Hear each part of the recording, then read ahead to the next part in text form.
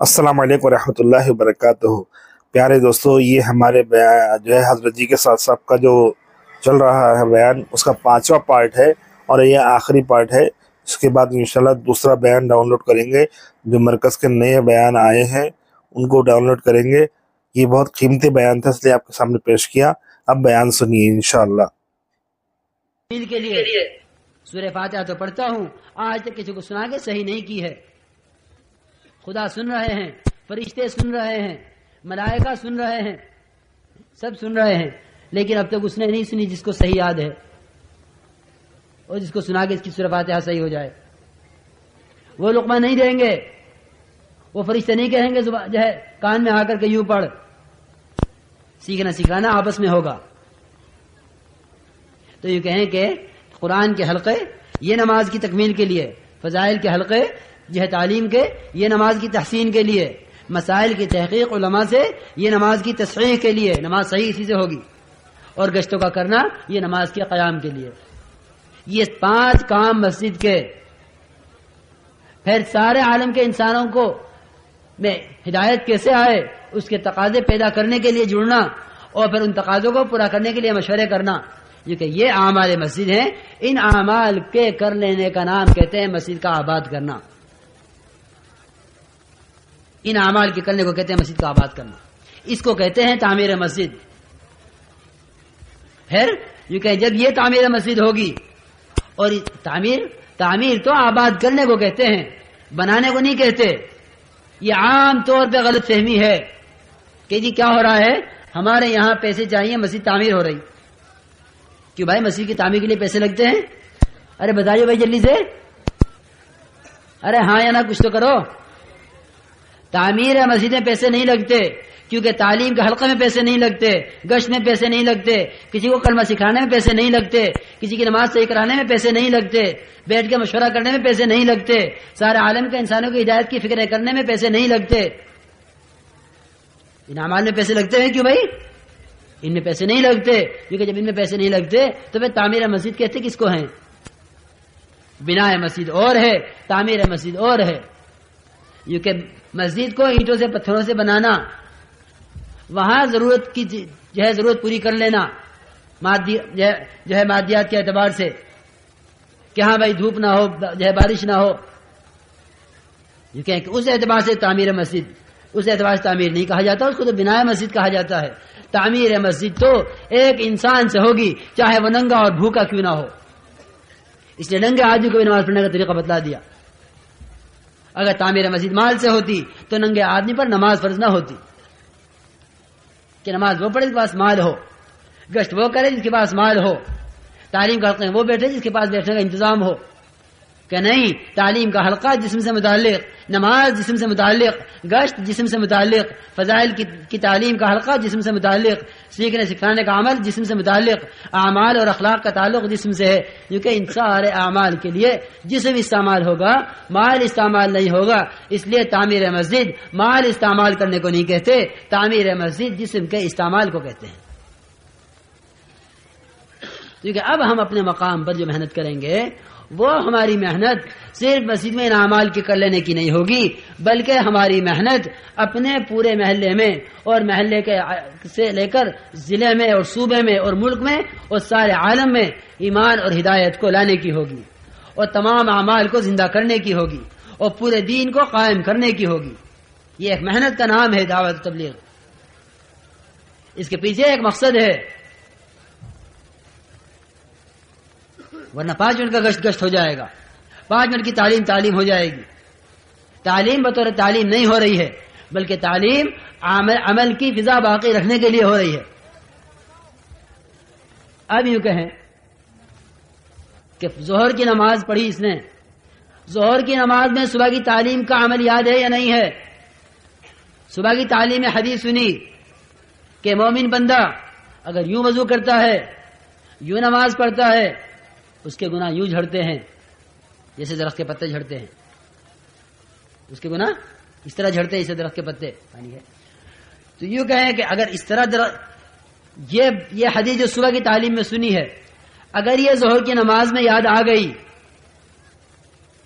अगर ये ज़ोहर की नमाज में याद आ गई है تب تو اس ظہر کی نماز کا تعلق صبح کی تعلیم سے ہے، اور اگر ظہر کی نماز کا تعلق صبح کی تعلیم سے ہے تو صبح کی تعلیم سے تعلیم سننے والوں کو فائدہ ہوا ہے، ورنہ اس کو صبح کی تعلیم سے کوئی فائدہ نہیں ہوا۔ بات سمجھ میں آ رہی میرے دوستوں؟ نہیں؟ کیوں بھائی؟ یہ ویسی بات چل رہی ہے، ہم بیٹھے ہوئے ہیں۔ دیکھو عرض کر رہا ہوں، دھیان سے سنو کہ تعلیم کا حلقہ اس کی نماز کو بنانے کے لیے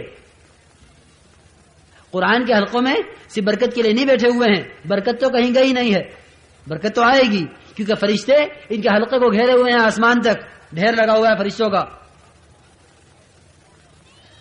ایک کے اوپر ایک، ایک کے اوپر ایک، اس حلقے کو گھیرے ہوئے ہیں اپنے پروں سے، یہ تو کہیں نہیں گئے۔ لیکن اس کا موضوع، اس کا مقصد کیا ہے؟ یہ تعلیم کیوں ہو رہی ہے؟ یہ قرآن کے حلقے کیوں ہو رہے ہیں؟ یہ گشت کیوں ہو رہے ہیں؟ کیونکہ اس کا مقصد کیا ہے کہ ہمارے محلے میں 8 گھنٹے ایک ایک آدمی پر محنت کرنے کے عنوان سے پورے محلے میں وہ فضا قائم رہے جو فضا جناب رسول اللہ صلی اللہ علیہ وسلم کی طائف میں اور عکاظ المجنہ کے بازاروں میں اور نمائش گاہوں میں اور مکے میں اور مدینے میں فضا قائم تھی۔ ہم اس فضا کو اپنے یہاں قائم کرنا چاہتے ہیں، اس مقصد کے لیے گشت ہے۔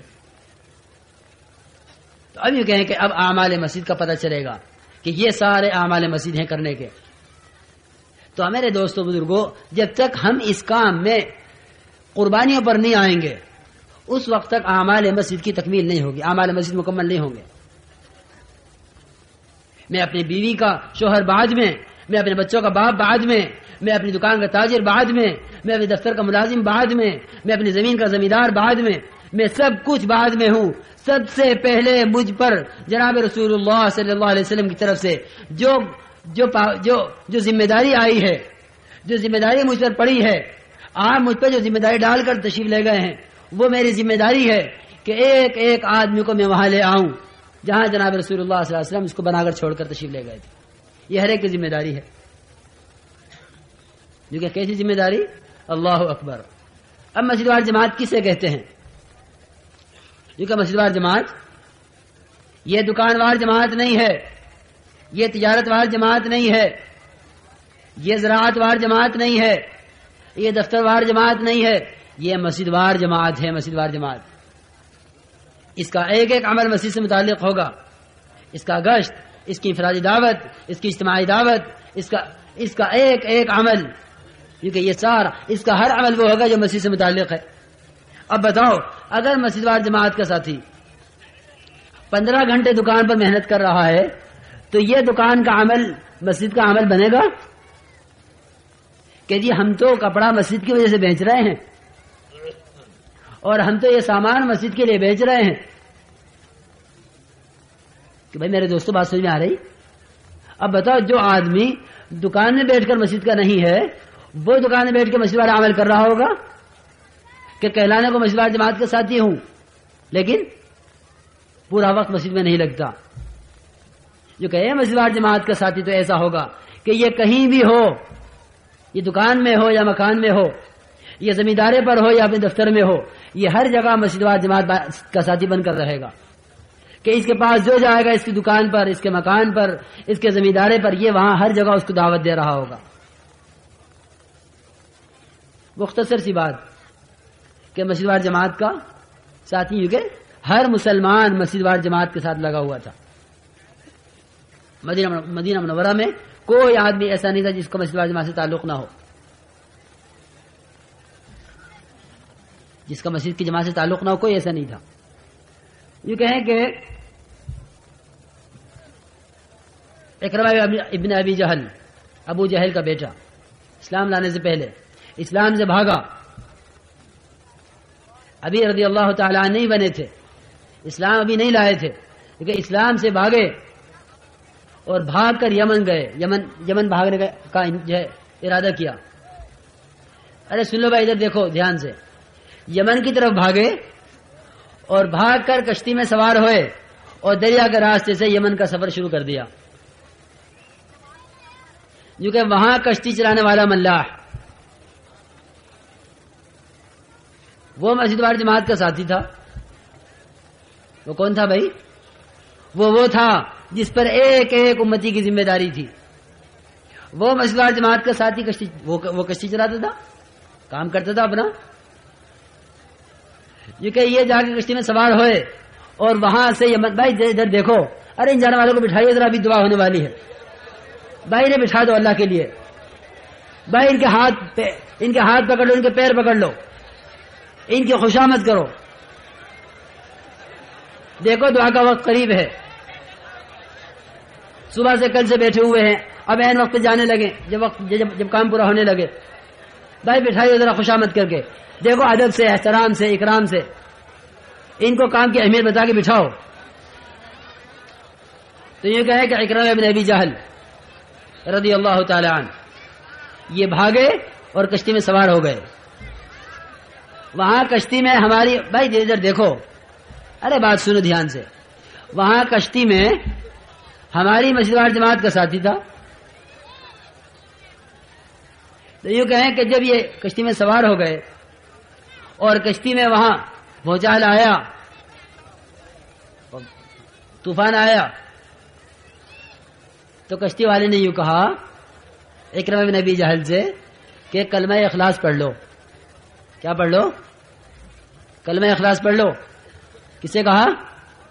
جو بھاگ رہے تھے اسلام سے، کہ اگر یہاں رہا تو محمد صلی اللہ علیہ وسلم میری بوٹیاں کر دیں گے، جان بچا کے بھاگ لو، ورنہ دب کر یہاں اسلام قبول کرنا پڑے گا، یمن جا کے رہیں گے، یہاں نہیں رہنا ہے. اور بیوی پیچھے پیچھے، بیوی تلاش میں نکلی ہوئی کہ خدا کرے میرا شوہر ہاتھ لگ جاوے تو اس کی آخرت بن جاوے. تو یہ کہیں کہ اس نے کہا کشتی والے نے کلمہ پڑھ لو. کیونکہ کیا کلمہ اخلاص؟ نے کہا قل لا الہ الا اللہ، کہ کہہ دے لا الہ الا اللہ کہہ لے. تو اکرمہ نے کہا اسی سے تو بھاگا ہوں میں، اسی سے بھاگ کے نکلا ہوں. تو یہ کہہ رہا کہ یہ پڑھ لے، میں اسی سے بھاگ کر آیا ہوں، میں یہ کیسے پڑھ لوں؟ کہ نا اس کے بغیر نجات نہیں ہے. چنانچہ بیوی نے وہاں سے کپڑا ہلایا کنارے سے، انہوں نے بیوی کو اس کو دیکھا اور یہ کشتی لے کے واپس آئے اور وہاں سے ساتھ ہوئے اور جا کے جناب رسول اللہ صلی اللہ علیہ وسلم کی خدمت میں حاضر ہوئے اور حاضر ہو کر عرض کیا انی مسلم مجاہد مہاجر، انی مسلم مجاہد مہاجر، کہ اے اللہ کے رسول میں اپنے آپ کو آپ کے حوالے کرتا ہوں، میں اپنے آپ کو آپ کے حوالے کرتا ہوں. انی مسلم انی مہاجر، میں خدا کے دین کے تقاضے پر ہر طرف چلنے کے لیے تیار ہوں، میں خدا کے دین کے تقاضے پر ہر تقاضے کو قربان کرنے کے لیے تیار ہوں. انی مسلم مہاجر مجاہد. کس نے دعوت دی ہے؟ کس نے متوجہ کیا ہے؟ کس نے تشکیل کی ہے؟ کون پکڑ کے لایا ہے اکرمہ بن ابی جہل کو؟ جو کشتی چلانے والا ملاح. کس نے دعوت دی ہے؟ کیونکہ ایک کشتی چلانے والے نے. کیوں؟ کہ نبی کے دامن سے تعلق ہے، نبی کے ہاتھ میں ہاتھ دیا ہے، مسجد نبوی سے میرا تعلق ہے. اگر میں خشکی میں نہیں تری میں صحیح وہاں بھی کسی کو ہاتھ سے جانے نہیں دوں گا. اگر ایک آدمی کشتی کے راستے سے، پانی کے راستے سے اسلام سے بچ کر بھاگنا چاہتا ہے نہیں جانے دوں گا. اس کو کرنا پڑانا میری ذمہ داری ہے اور اس کو لا کر آپ کی خدمت پیش کرنا، اس کو پکا سچا مسلمان بنانا، اس کو مسلم مہاجر مجاہد بنانا میری ذمہ داری ہے. اس کو کہتے ہیں مسجد وال جماعت کا ساتھی. اس کو نہیں کہ جب تقاضا ہے تو بغل جھانکنے لگے، ہاں میاں بتاؤ کون تیار ہے، میں تو ابھی آیا ہوں اور میں تو ابھی کر کے نکلا ہوں اور میں نے تو ابھی 3 دن لگے ہیں اور میں تو ابھی چلے سے آگے بیٹھا ہوں، میاں ذرا سکون لینے دیا کرو. نہیں، جب مقصد بن جایا کرتا ہے، جب کام سامنے ہوا کرتا ہے، جب تقاضے پر قدم اٹھانے کی عادت بن جاتی ہے، تقاضے پر قدم اٹھاؤ. حنظلہ غسیل ملائکہ بنے ہیں. یہ رتبہ، یہ اکرام خدا کی طرف سے، خدا کی قسم ہوا ہی صرف اس بنیاد پر ہے کہ تقاضے پر قدم اٹھانا سیکھا تھا. اگر غسل کر کے نکلتے گھر سے تو یہ غسیل ملائکہ نہ بنتے. غسیل ملائکہ بنے اس بنیاد پر ہیں. تم جس طرح ہمارے تقاضے پر قدم اٹھاؤ گے ہم تمہیں وہ اکرام دیں گے، وہ اکرام دیں گے کہ سارے کے سارے اوس والے، سارے قبیلہ اوس والے یہ فخر کریں گے کہ ہمارے درمیان وہ آدمی بھی ہے، ہمارے درمیان وہ آدمی بھی ہے جس نے جس کو ملائکہ نے غسل دیا ہے، تمہارے پاس نہیں وہ آدمی، ہمارے پاس وہ آدمی ہے، ہمارے پاس وہ آدمی ہے جس کی لاش کو تمام شہر کی مکھیوں نے جو ہے ان کی حفاظت کی ہے، کیونکہ یہ سارے کے سارے اکرام اور یہ اعزاز خدا کی طرف سے تقاضوں پر قدم اٹھانے سے ملتے ہیں۔ اس لیے ارادے کر لو، نیتیں کر لو، جو یہاں آیا ہے جلسے میں شریک ہونے کے لیے، بات سننے کے لیے یا دعا میں شرکت کرنے کے لیے، سب طے کر لیں اس بات کو کہ اس کام کو اپنی زندگی کا مقصد بنا کر جینا ہے۔ خدا کی قسم کھا کر عرض کرتا ہوں کہ جو دنیا میں جیے اس کام کو مقصد بنا کر نہ جیے، کیونکہ اس کو جینے کا حق کیا ہے؟ جو نبی کے مقصد کو اپنا مقصد بنا کر نہ رہے کہ تبلیغ والے کون تبلیغ والے ہیں؟ کیونکہ ہر امتی تبلیغ والا ہے۔ سب سے کہا تھا وہاں حجۃ الوداع میں، سب سے کہا تھا کہ تم میں سے جتنے حاضر ہیں غائب کو پیغام پہنچا دیں۔ نہ غائب والے 100 آدمی تھے اور نہ حاضر کو 100 آدمیوں سے کہا تھا، 100% سے کہا تھا، 100% تک پہنچانے کے لیے کہا تھا، 100% سے کہا تھا اور 100% کو پہنچانے کے لیے کہا تھا۔ یہ نہیں کہا تھا کہ میں اپنے 1.25 لاکھ صحابہ میں سے 10 سے کہتا ہوں کہ 1000 کو پہنچا دیں، یا 500 سے کہتا ہوں کہ 5000 کو پہنچا دیں۔ سب سے کہا تھا، سب کو پہنچانے کے لیے کہا تھا۔ یہ اس امت کا مقصد ہے۔ جو نبی کی امت میں داخل ہے اس کے ذمہ نبوت کا کام ہے، اس کے ذمہ نبوت کا کام ہے۔ اس لیے میرے عزیز دوستو بزرگوں، ہر آدمی اس کو اپنا مقصد بنا لے۔ جتنے ہم یہاں سے واپس جانے والے ہیں اور جتنے ہمارے اللہ کے راہ میں نکل کر پھر اس کام کو سیکھ کر واپس آنے والے ہیں، یہ طے کر لیں کہ انشاءاللہ ہمیں اس کام کو اپنا کام بنانا ہے، پابندی کے ساتھ۔ تعلیم کے حلقے اپنے مقام پر، گھر کی تعلیم، مسجد کی تعلیم پابندی کے ساتھ کرنی ہے، گشت پابندی کے ساتھ کرنا ہے، دونوں گشت، اپنے محلے کا، اپنی مسجد کا گشت اور دوسرے محلے کا گشت پابندی کے ساتھ کرنا ہے۔ کام کو کام سمجھ کر کرنا ہے، جو چاہے عذر ہو، جو چاہے بیماری ہو، ہمیں کرنا ہے، بہرحال کرنا ہے، ہر حال میں کرنا ہے۔ جب کرنا طے کریں گے تو آزار ختم ہوں گے، جب نہ کرنا طے کریں گے تو آزار پیدا ہوں گے۔ جب کرنا طے کریں گے آزار حل ہوں گے۔ یہ کام میرا اور آپ کا نہیں ہے، اللہ کا کام ہے۔ خدا کی طرف سے آتے ہیں آزار، خدا کی طرف سے آتی ہے، خدا کی طرف سے ان آزار کا حل بھی آتا ہے۔ جو خدا کے دین کے تقاضے کی اہمیت کو سمجھ کر قدم اٹھائے گا، خدا کی طرف سے آزار کا حل بھی آئے گا۔ کیونکہ عذر تو کیا ہے کہ عذر تو ایک سایہ ہوتا ہے، سایہ، کہ اگر سائے سے ڈرنے لگے، سائے سے ڈرنے لگے کہ رسی کا سایہ تھا، سانپ سمجھے، رسی کا سایہ کو سانپ سمجھے، کیونکہ سایہ سے نہ ڈرو۔ یہ آزار تو سائے ہیں۔ ہر آدمی کے اندر قوت ہے، ہر آدمی کے اندر قوت موجود ہے، استعداد موجود ہے، بشرط یہ کہ وہ یقین کر کے قدم اٹھائے۔ دیکھو میرے عزیز دوستو، ایک بات آخری سن لو، جس پر یہ سمجھ میں آ جائے گا کہ ہاں ہم کر سکتے ہیں، یہ بات نہیں ہے کہ کر نہیں سکتے، جس پر سمجھ میں آ جائے گا کہ ہاں ہم کر سکتے ہیں۔ ایک آدمی بیٹھا ہوا آدمی ہے، آپ اس سے یوں کہیں کہ بھائی ذرا اٹھ کے یہ کام کر لو، ذرا اٹھ کر یہ کام کر دو، مجھے پانی پلا دو، یہ لائٹ بند کر دو، کوئی کام چھوٹا موٹا کہ بھائی ذرا اٹھ کے یہ کام کر دو۔ اس پر تعب، اس پر تکان، اس پر غفلت، اس پر سستی، کچھ بھی کہہ لو، یا اسے کوئی عذر کہ میرے گھٹنے میں درد ہے، میں اٹھ نہیں سکتا، کیونکہ وہ بیٹھا یوں کہے گا کہ میں نہیں کر سکتا، وہ واقعی نہیں کر سکتا۔ کرنا چاہتا ہے، آپ کے حکم کو رد نہیں کرنا چاہتا، وہ آپ کے حکم کی تعمیل چاہتا ہے، کرنا چاہتا ہے لیکن نہیں کرتا، کہ نہیں میں نہیں کر سکتا۔ یوں کہیں اس نے تو یہ کہا تھا کہ اٹھ کے یہ چھوٹا سا کام کر دو، یہ اٹھ نہیں سکا تھا، آپ ہی بتلائیے فیصلہ کر کے، اگر کوئی سانپ اس کے پاس سے گزر جائے، کوئی سانپ اس کے پاس سے گزر جائے، یہ بیٹھا رہے گا؟ کیوں بھائی؟ ارے بیٹھا رہے گا کہ ہاں آجا بھائی ڈسلے میں تو اٹھ نہیں سکتا، کیونکہ اچھل کے جائے گا، اس قوت کو استعمال کرے گا جس قوت کو اس وقت استعمال کرنے کی ضرورت نہیں تھی۔ اگر آہستہ سے اٹھ کے بھی جا کے یہ کام کر دیتا تو ہو جاتا، اس وقت اتنی قوت سے اٹھے گا، اتنا اچھل کر دوڑے گا کہ اگر اب نہ اٹھا تو کبھی نہیں اٹھ سکوں گا، اگر اب نہ اٹھا تو کیوں؟ اس سانپ کی مضرت کا یقین ہے۔ خدا کی قسم اگر آخرت کے سانپوں کا، آخرت کے عذاب کا، قبر کی تنگی کا، قبر کی ظلمت کا، قبر کی وحشت کا، قبر کے بھینچنے کا، قبر کی آگ کا، قبر کی چیخ و پکار کا، اگر جہنم کے عذاب کا اور حشر کی سختیوں کا اور سورج کے ایک میل پر آ جانے کا یا ایک بالش کے فاصلے پر آ جانے کا اور ہر ایک کو اپنے پسینے میں جان تک، ران تک، کان تک ڈوب جانے کا اور ہر ایک کو حشر کی سختیوں کا یقین ہو جائے، خدا کی قسم کوئی عذر والا عذر سمجھ نہیں سکتا، کوئی معذور اپنے آپ کو معذور سمجھ نہیں سکتا، یہ قدم اٹھائے گا پھر اٹھائے گا۔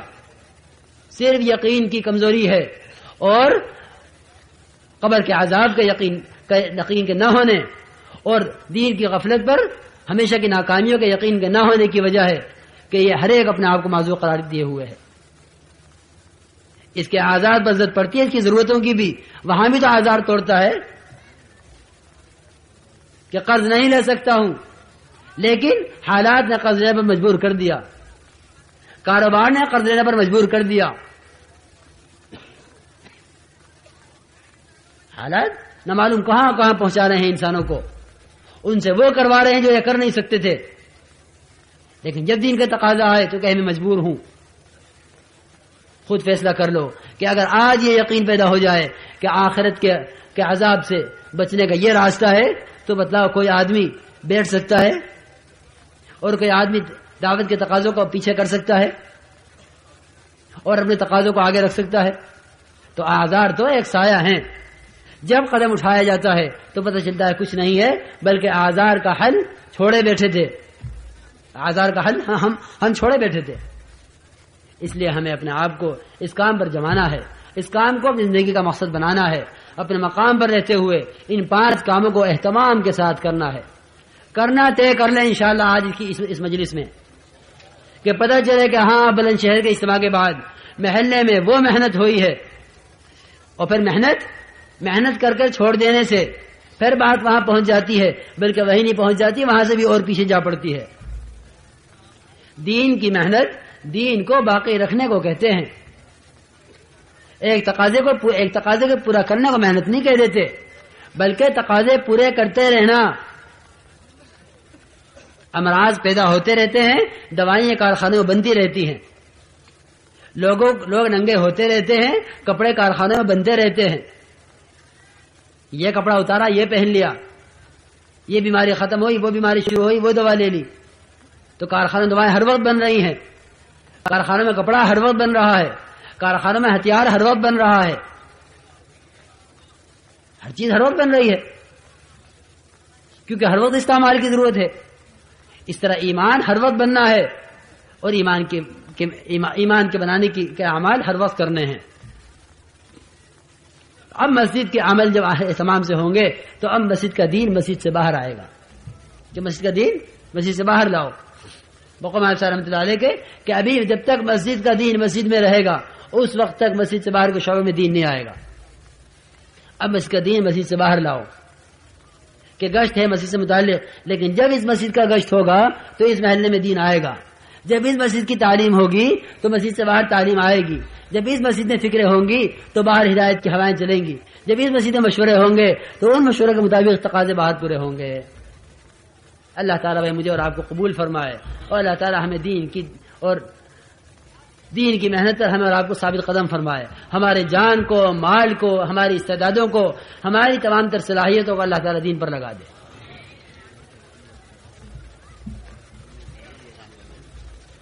یہ اچھا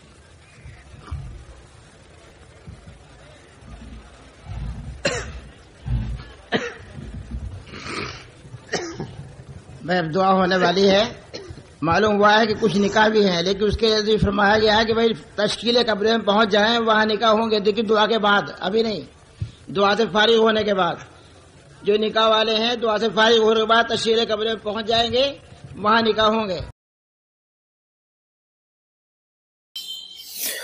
پیارے دوستو، جیسے آپ نے بیان سنا، پورا مکمل بیان آ گیا، روانگی کا آداب آ گئے، ایمان کی صفت آ گئی، نماز اور جو ہے ہر چیز حضرت جی نے اس پورے بیان میں بتا دی۔ یہ بلند شہر کا اجتماع تھا، آئی تھنک، جہاں تک میں سمجھتا ہوں، کیونکہ میں اس میں موجود نہیں تھا، بہت دور ہے ہمارے یہاں سے، تو یہ بہت قیمتی باتیں آپ کے سامنے آ گئیں۔ اب ہمارا کام ہے جس طرح حضرت جی نے ہمیں بتایا اس طرح کریں، جس طرح کرنے کو کہا گیا اس طرح کریں۔ بہت ہی قیمتی باتیں تھیں حضرت جی کی، اور اللہ حضرت جی کی عمر میں برکت عطا فرمائے، ان کے جان میں، مال میں، ان کے خاندان میں جو ہے برکت عطا فرمائے۔ آپ لوگ آمین کہنا نہ بھولیں، کیونکہ حضرت جی ہماری جان ہے، کیونکہ ان کے خاندان، ان کے جو ہے نسل اس کام کے لیے کھپا دی۔ آج ان کے ذریعے سے آج ہم ہدایت پر ہے، اللہ نے ان کو ذریعہ بنایا ہے۔ ہدایت تو بے شک اللہ دینے والا ہے، لیکن اللہ ذریعہ کسی نہ کسی کو بناتا ہے۔